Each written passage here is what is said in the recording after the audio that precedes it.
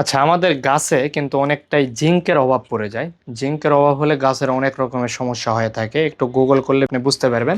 আমি শুধু সংক্ষেপে বলতেছি আপনার, আমাদের এখানে জিঙ্ক যেটা রয়েছে মূল জিঙ্কের এগুলো অনেকগুলো আইটেম পাবেন। যেমন যেটা ইস্পাহানি রয়েছে, ইস্পাহানের দুইটি রয়েছে, একটা হচ্ছে নাম হেপ্টা জিঙ্ক, যেটাতে আপনার জিঙ্ক সালফেট ও হেপ্টা হাইড্রেট 10 টা 21% সালফার রয়েছে আপনার 10.5%।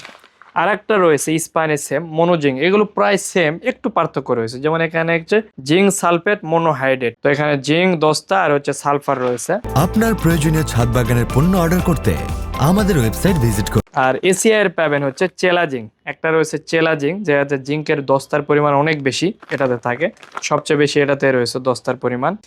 আর এখানে আপনার আরেকটা রয়েছে জিঙ্ক সালফেট হেপ্টা হাইড্রেট, এটাতে 10টা এবং সালফার রয়েছে। তো এগুলোর প্রায় কমন এগুলোর কাজ রয়েছে, আপনারা এগুলোর প্যাকেটের পিছনেও দেখতে পাবেন এবং হচ্ছে গুগলে করলেও দেখতে পাবেন। এগুলো কচি পাতা যদি দেখা যায় সাদা হয়ে যাচ্ছে বা পাতার শিরার মাঝে সাদা হয়ে যাচ্ছে, এরপরে এখানে রয়েছে ফসলের যদি বৃদ্ধি কমে যায়, এগুলো কয়েকটি কারণ রয়েছে। তা আমি যতটুকু জানি রাসায়নিক যে সারগুলো এগুলো এই বিভিন্ন পদের হয়ে থাকলেও 2-3টা পদ একসাথে দিয়ে এনারা প্যাকেজিং করে, তো যার কারণে এই প্রায় সার সেম কাজই করে। যেমন এগুলো এই 4টায় আপনার নাম ভিন্ন হলেও প্রায় সেম কাজ এগুলো করে। তো জিঙ্ক জাতীয় রাসায়নিক সারের প্রয়োজন পড়লে এটা আমাদের এখান থেকে নিতে পারবেন, আমাদের স্ক্রিনে দেওয়া নাম্বারে যোগাযোগ করতে পারেন অথবা আমাদের ওয়েবসাইট ভিজিট করে অর্ডার করতে পারবেন।